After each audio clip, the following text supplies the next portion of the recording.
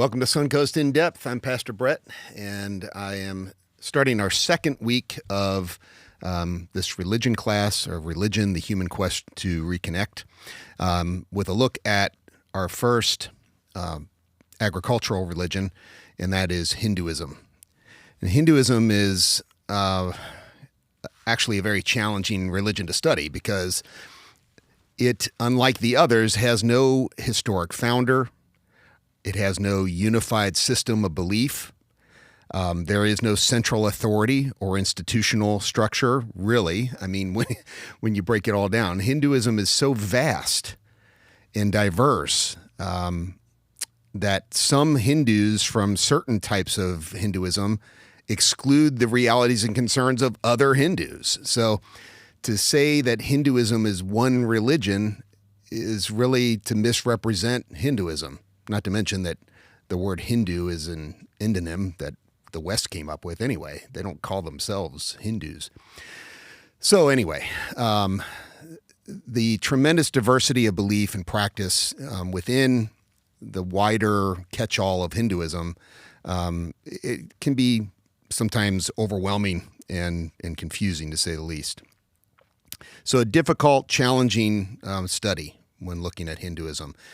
The other thing that adds to that challenge is our cultural lens, I call it. It's where we see things through our own, especially if we're looking at religions, our own religious cultural lens. And so we tend to see things that are not there and miss things that we should be seeing as a result. So I'll have some images here that kind of illustrate that. So we do our best. It's inevitable. I mean, we're reared in a Judeo-Christian culture, and so it's inevitable that we are going to have those lenses in the way, but we'll do our best to set them aside. There are some basics, though, that kind of tie Hinduism together. One of the basic realities of Hinduism is that it is the religion of the majority of people in India and Nepal. About 80% of them identify as Hindus today, or what we call Hindus. It is a very large religion, the third largest, just behind Islam and Christianity. Over 1 billion followers across the globe. It is quite possibly the oldest agricultural religion, originating, at least as far as we know, in the Indus Valley civilization, which is dated to between 2,000 and 4,000 BCE. It contains as I mentioned earlier, a striking diversity of followers. So it's almost like its diversity is one of the things that has commonality with all the other diverse branches. Hard to explain, hard to wrap your mind around, a very challenging study. So I'm going to try to simplify Hinduism as best I can for us who are really all of the people in the class are from a Judeo-Christian Western cultural view. And so I really am going to try to simplify this. I realize that others may watch this that are from a Hindu background and may laugh at the hyper simplicity that I am going to go about this in, but my apologies. This is for us Western dummies. All right, so there are some core beliefs. Belief in Brahman, and I'm going to break down each one of these a little bit.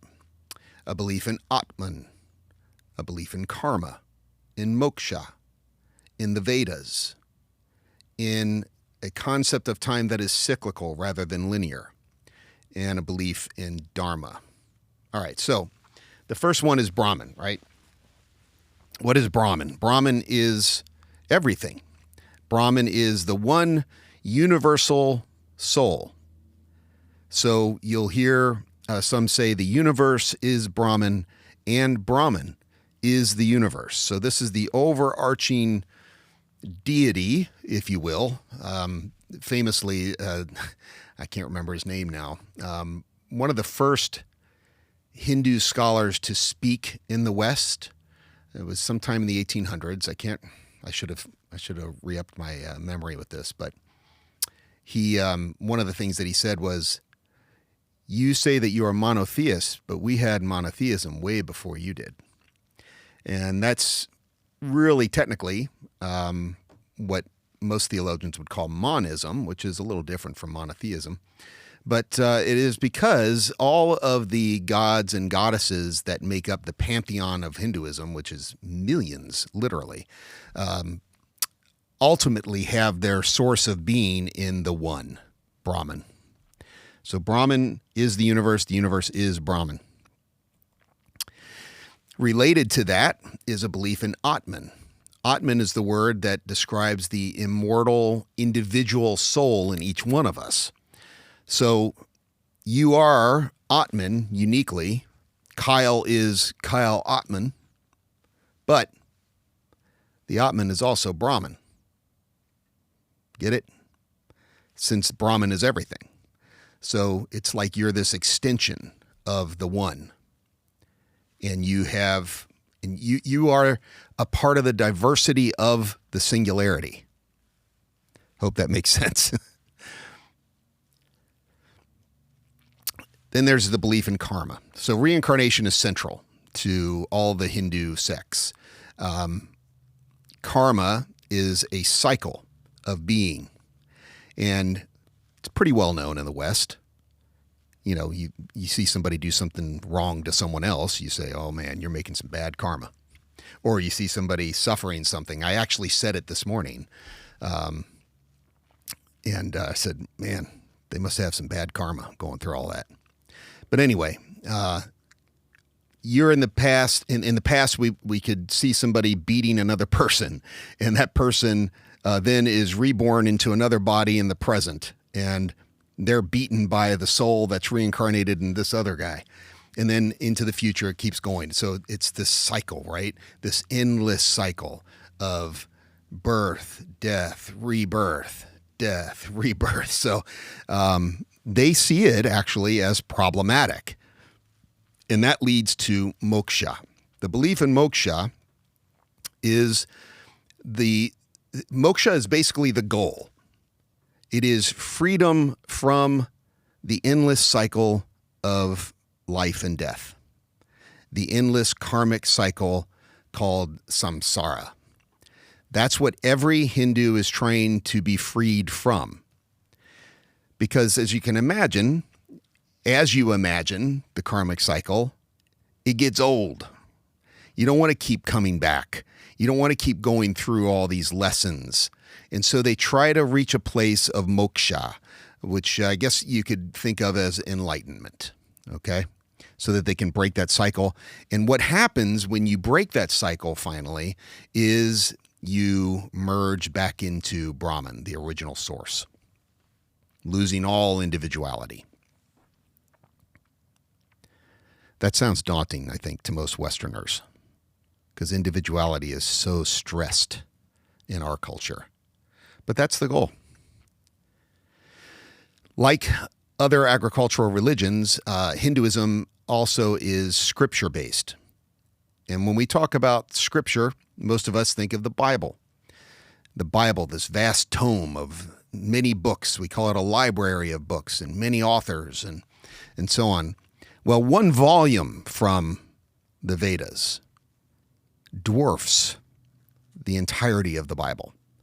So when we say that Hinduism is scripture-based, we're talking about mind-boggling amounts of pages and words and poems and epic adventures and instructions and creation myths, plural, and commentaries and different philosophies, some arguing with another philosophy contained within these vast volumes of scripture. But the four Vedas those volumes are considered to be divinely inspired. So they come from the absolute.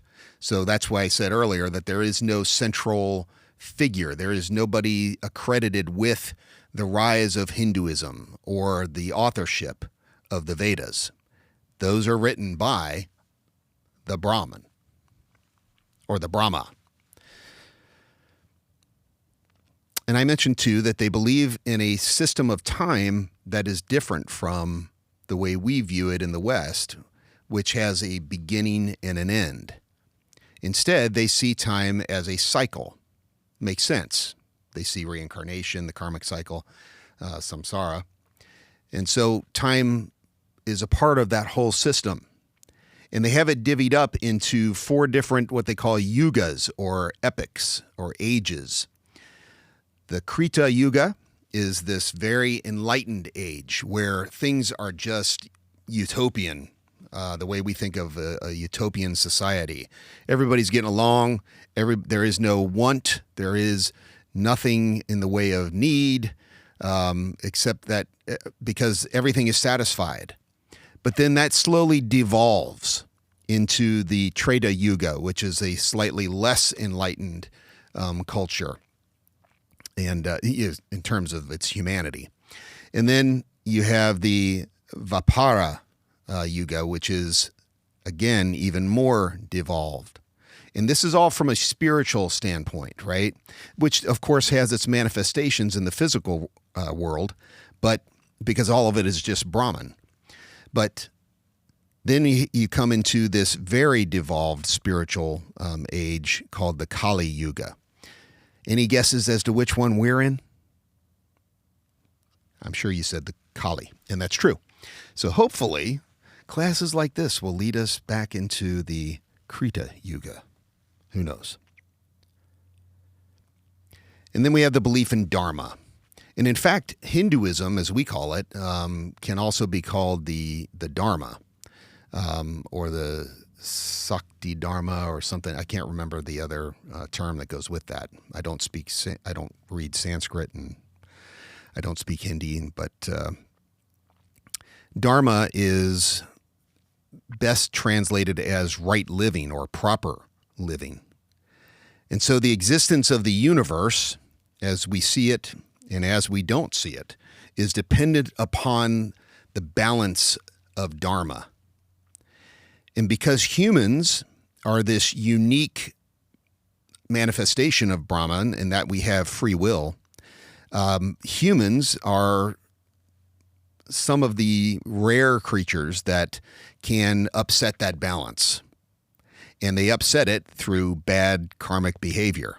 So they produce bad karma, it throws off the balance, and that's why we have this ebb and flow of epochs in the cycle of time, and why karma is always trying to rewrite dharma through, dishing out what is owed to those who produced bad karma and bring it back around to a balanced dharma.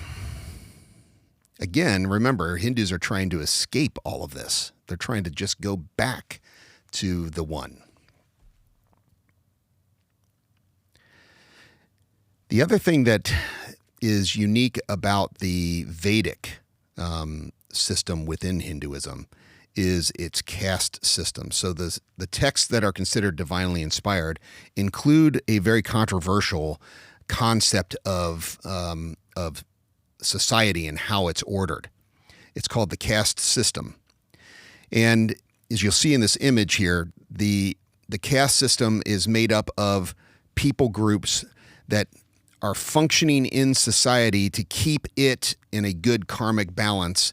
And you have to stay within your caste system, whatever system you're in. So you have the Brahmins, who are the priests of the Vedic faith. And then just down from them, and this is a hierarchy, just down from them is the warrior class. Just down from there, you have the worker class or the merchant class. Down from there, you have the servitude class. And then even lower, you have the vagrant class. These are the people that are just living in the streets. They're the homeless. They're the beggars of society. And what you'll notice in this image is that the Brahmin is very fair-skinned. And as you go down the ladder of the caste system to the lowest point, the beggar is very dark-skinned. Crazy. Probably Aryan influence. Very complicated.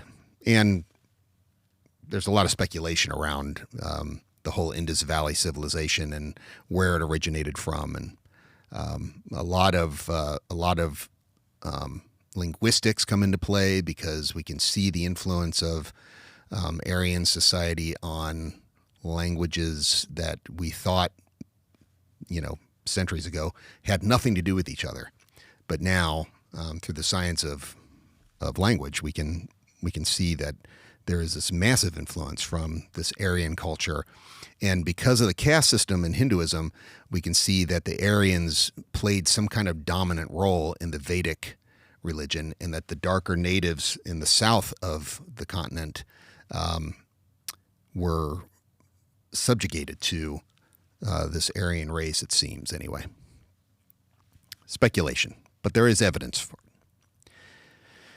So when we think of Hinduism in the West, we can think about it with kind of like awe, and we can aggrandize it. Some people like to do this, and they see it as this perfect kind of ancient or first religion.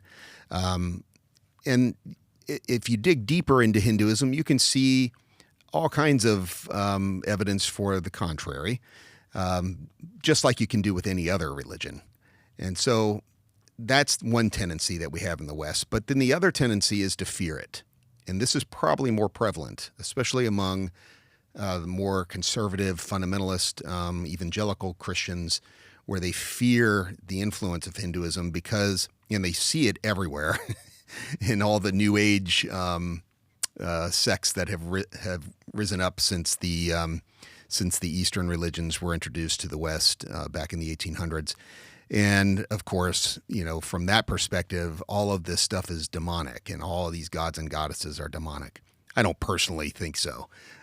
Instead, I see a agricultural religion being an agricultural religion. So the Vedic sacrificial systems and so on, they all cater to the cycles of seasons and the production of food.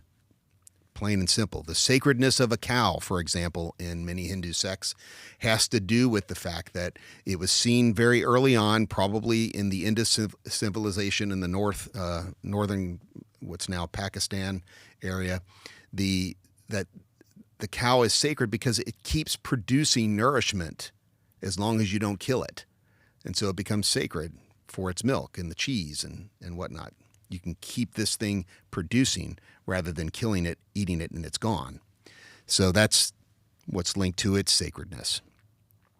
The agriculture also leads to sedentary living, so the civilization, right? And what you see, you still see ancient representations of this. These massive temple complexes, and the artistry involved in these temples is second to none. I'm sorry. You cannot find anything like it in any of the other religions. Now, there are religious reasons for some of that, but my God, you look at a temple in Calcutta, let's say, and there are these massive towers that are just all intricately carved into all these different sacred figures and these epic tales being told in sculpture and then painted, exquisitely painted. I mean, it's just mind-blowing to look at some of these things. That's why I have these images here.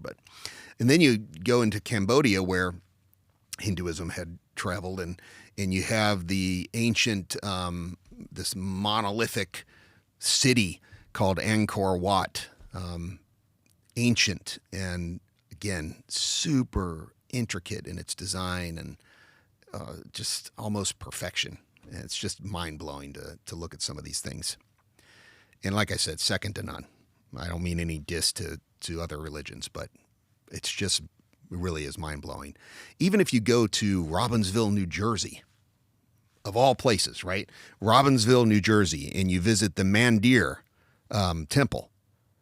Holy crap. You're going to, like, your jaw's going to be hanging down looking at this thing, not to mention all the modern lighting that's involved, So here's an image of that. And then the inside. I mean, it's just mind-blowing. Beautiful. Now, of course, all of this, all that intricacy, all that fine artwork, I said, can be religiously excluded by other religions. Let's say Islam, for example. They're not going to do that because nothing should bear the image of Allah in their case, okay? And this is true to a lesser degree in Christianity and in Judaism, which is the root of all three. So there's a reason that there's more simplicity involved in those Western expressions of religious belief, and in their architecture.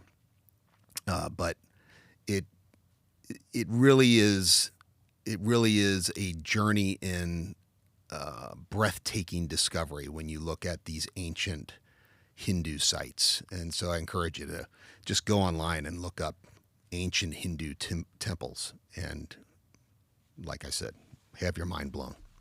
So that is Hinduism in a tiny, tiny nutshell. A massive, massive system, religious system that is just, you could spend an entire lifetime studying a single volume from the Vedas. And that would take more effort than it is to study the entire Bible, which is something I've been studying my entire life and don't feel like I have a total grasp of it. So it's really daunting, the task of describing Hinduism, especially to people who have not grown up in a culture so heavily influenced by it. But I hope that this helps you to begin to understand what Hinduism is and how it affects the people that have grown up with it. Thanks.